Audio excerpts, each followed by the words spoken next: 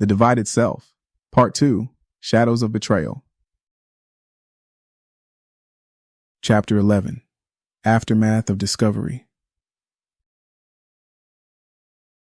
The air inside the safe house was thick with tension, a stale mix of sweat and exhaustion that seemed to cling to the walls.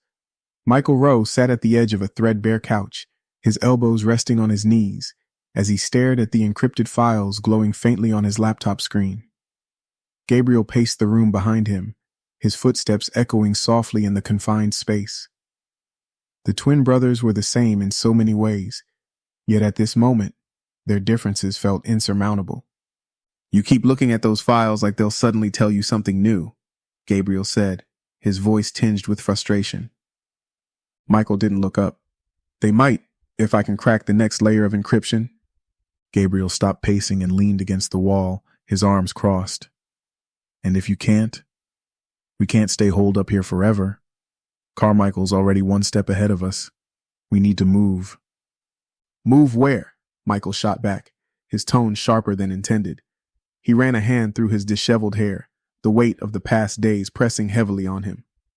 "Every lead we follow puts us deeper into her web. Every safe house feels less safe. Do you really think we can outrun her?" Gabriel's jaw tightened, but he didn't respond immediately. Instead, he turned toward the cracked window, where the faint glow of the city spilled in through the blinds. Outside, the streets buzzed with life, oblivious to the shadowy war that was being waged in its midst. Finally, Gabriel said, "I think sitting here, tearing each other apart, is exactly what she wants. If we don't act, we're just giving her more time to tighten the noose." Michael sighed and leaned back, closing the laptop with a soft click. He hated when Gabriel was right, but he hated even more the thought of walking into another trap. Before he could respond, the door to the safe house creaked open, and Samira Patel stepped inside, her face pale and drawn. "We have a problem," she said, dropping a manila folder onto the coffee table. "Alexei left us a gift." Michael's heart sank at the mention of Alexei, the doppelganger who had haunted him at every turn. He reached for the folder, flipping it open to reveal a series of photographs and a burner phone. The photos showed a high-ranking government official, one who had recently been assassinated. The chilling part was the grainy security footage included in the folder. A man who looked exactly like Michael committing the murder.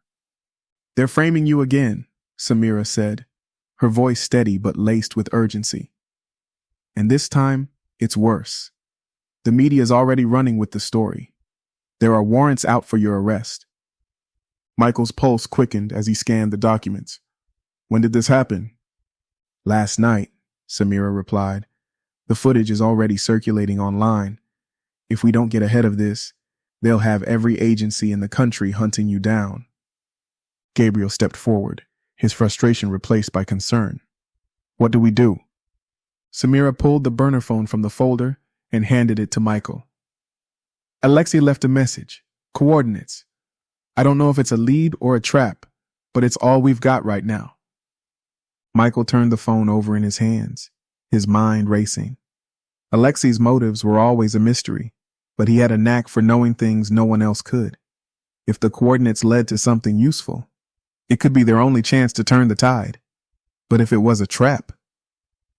Gabriel frowned and leaned closer to look at the photographs spread across the table. "We've seen this before, Michael.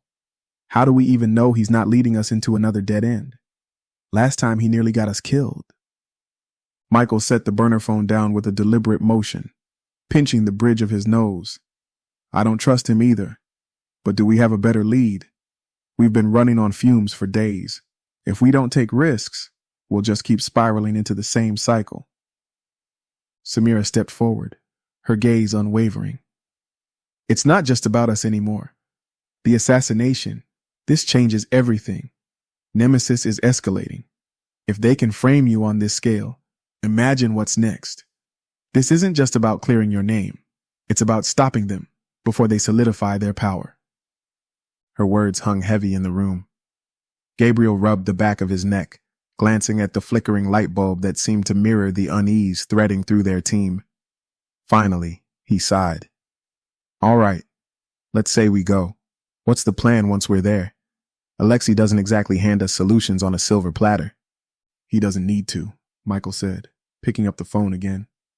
If we find the source of these frames, if we can prove Nemesis is behind it, we can use that to fight back. But we can't do that sitting here. Samira nodded, already moving toward the back room. I'll prep the gear. We'll need to move light and fast. No guarantees this safe house will stay secure once we're gone. Michael and Gabriel exchanged a glance, one laden with the weight of their unspoken fears. They had been running for so long, their trust strained by endless close calls and buried resentments. Yet, even with the fissures in their bond, they both knew the truth. There was no one else they could rely on. Gabriel, Michael said quietly, breaking the silence. I know this isn't how we thought things would go, but we can't afford to hesitate. If we don't act now... Gabriel cut him off with a curt nod. I get it. Just promise me one thing. No more secrets. If we're doing this, we do it together. Michael hesitated, then extended his hand. Together. Gabriel clasped it briefly before stepping back. Let's hope Alexei doesn't screw us over again. I'm getting really tired of that guy. Samira returned, a duffel bag slung over her shoulder. Everything's ready. Let's move. The trio slipped out of the safe house under the cover of darkness, their movements careful and deliberate. The city seemed to hum with an unseen energy, its lights casting long shadows that danced across their path. Michael's thoughts churned as they approached their vehicle, the weight of the burner phone in his pocket serving as a constant reminder of the uncertainty ahead. As the car engine rumbled to life and the safe house faded into the distance, Michael stared out the window, his resolve hardening with each passing moment. The road ahead was fraught with danger, but it was a path they had no choice but to take. Together, they would face whatever lay at the end of those coordinates. And this time, failure wasn't an option.